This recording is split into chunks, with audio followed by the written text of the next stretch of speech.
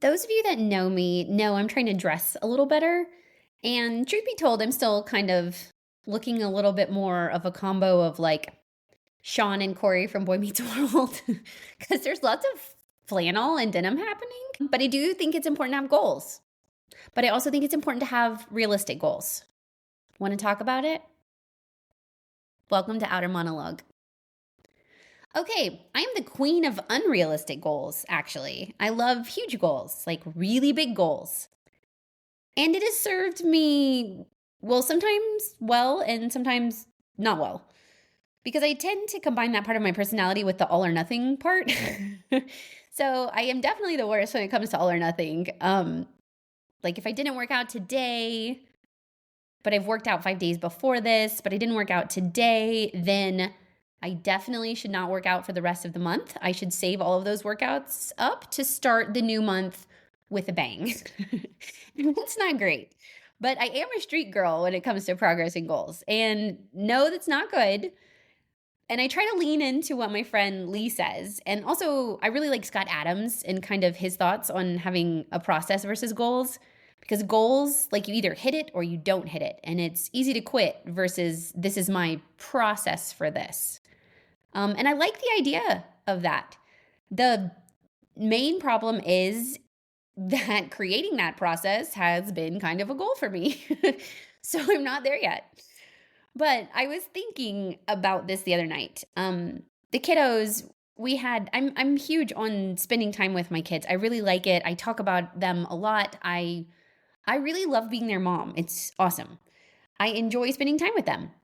I hope you guys love spending time with your kids. It's really so fun. I have such a good time with them. And I subscribe to the position that we should be raising people that we really like. And I do. I really like my kids. They're super fun 90% of the time, right? There's like 10% of the time where, I want to kick them off the roof. But 90% of the time, they're the coolest people I know.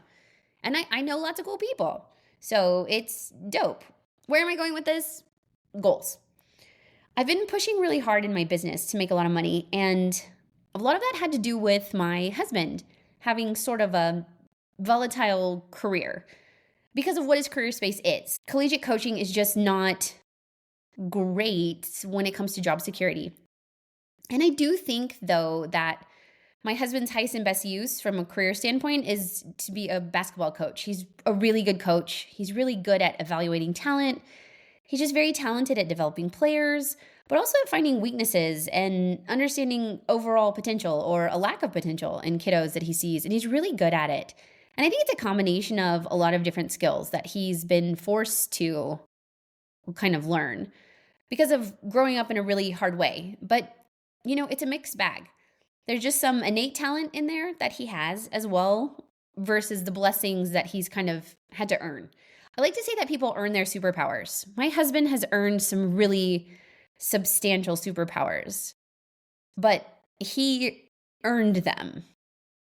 So where am I going with all of this? Okay, again, circling back, I've needed to make lots of money. I've needed to make lots of money, and I've worked really hard to do so. And I've worked really hard to make the clients that I've had lots of money and help them to be very successful. And I love it. I love being on a team with my clients. I love working towards a common goal.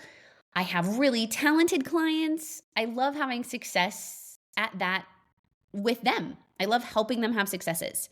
All of these things are great, and I really do enjoy my job. And I'm good at it, and I get better at it all the time. And as it evolves, so do I. And I'm really proud of that. But it's also a job.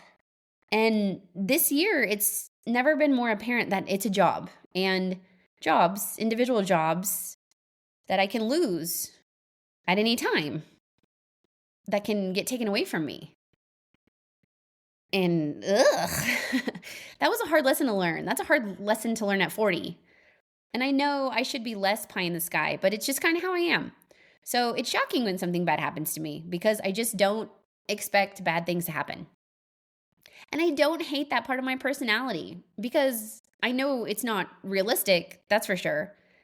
And thankfully, I do have people in my life who kind of guard me from that and will kind of tug on my balloon string and be like, hey, friend, not everything's perfect. Not everything's great. And not everyone's going to treat you as well as you treat them.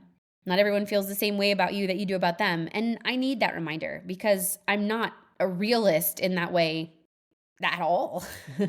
It's important that someone kind of, tethers me and says, hey, you've got to look out for you too.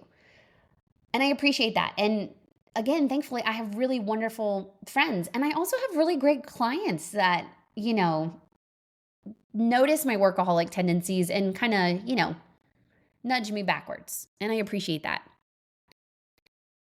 But I really want to talk about goals.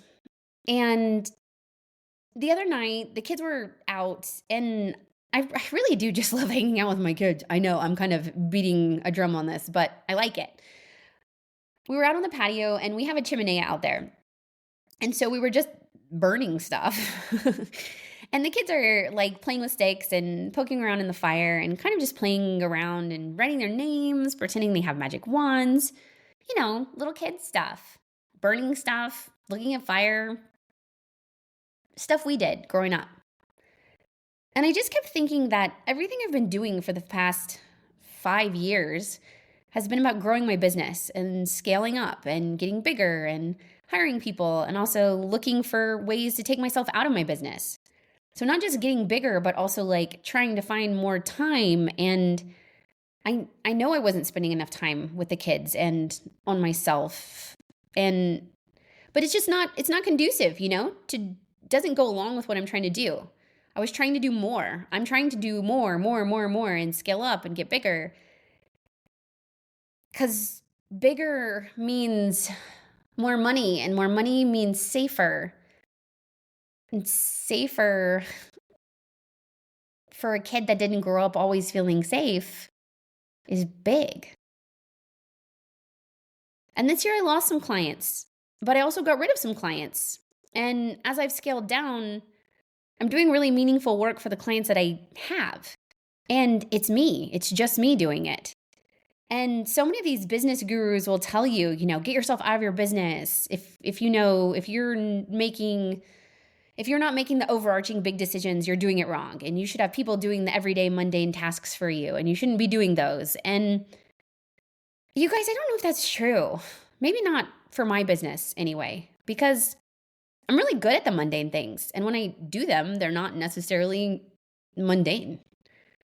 And they can be difference makers. And I want to be making a difference for my clients. I want them to have the best. And I don't know, what if the best is me? So I've just been trying to get bigger, and I don't think that's right in my business. But flip that and go to my personal life and who I am as a mom. I've just been trying to get more hours in the day. And that's not going to happen, you guys. I can't get more hours in the day.